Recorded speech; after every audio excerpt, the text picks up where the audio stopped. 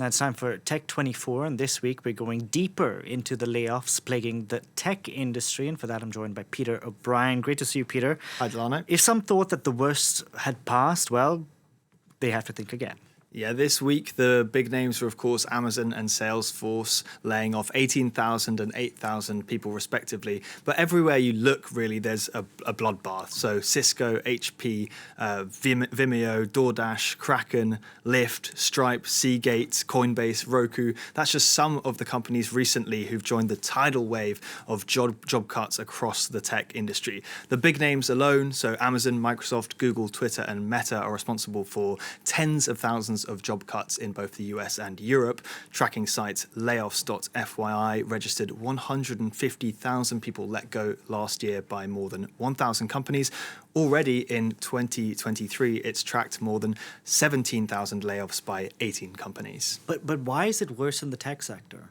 Well, of course, the economic downturn generally and higher interest rates are having impacts on all sectors, but the tech sector is particularly reliant on those high-risk investments which have dropped dramatically. But there's also been a sudden turnaround in consumer demand. So many of these companies hired and hired and hired during the pandemic when they were making a killing, given that everyone was at home on their screens all the time. But of course, those days are over. Other factors include China, the fact that there's been an economic slowdown there, which has affected supply chains. If you look at Apple, for instance, it's slowly and laboriously moving its production elsewhere. And there's also simply a maturing and more competitive digital market. Meta, for instance, which used to be the face of social media, really has so much competition now that it's lost 2/3 of its value. I don't think we should even call it a big tech company anymore. It's dropped so low. Really? Yeah. I mean, yeah. Talk us through the impact on workers.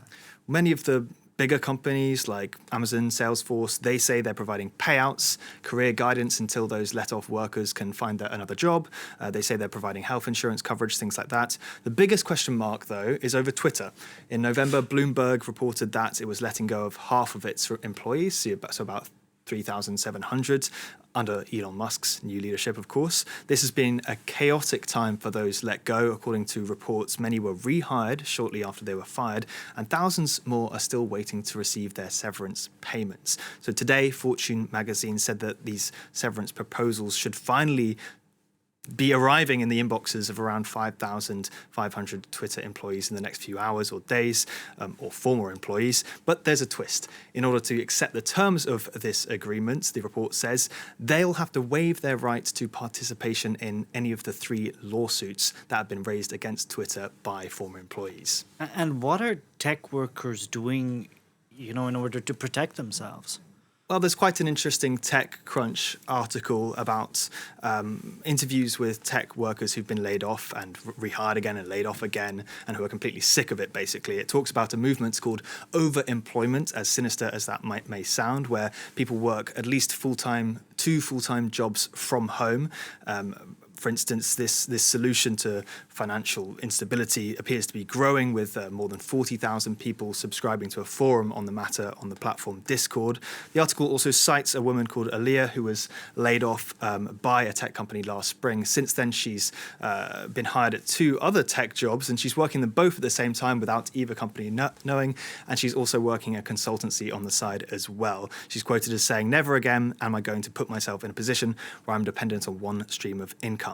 We've also been seeing tech workers unionized more. Microsoft in recent days recognized its first union in its 47-year history. And with this big wave of layoffs, we could well see more of this to come. The Trades Union Congress, which is a union in the UK, says it's already happening.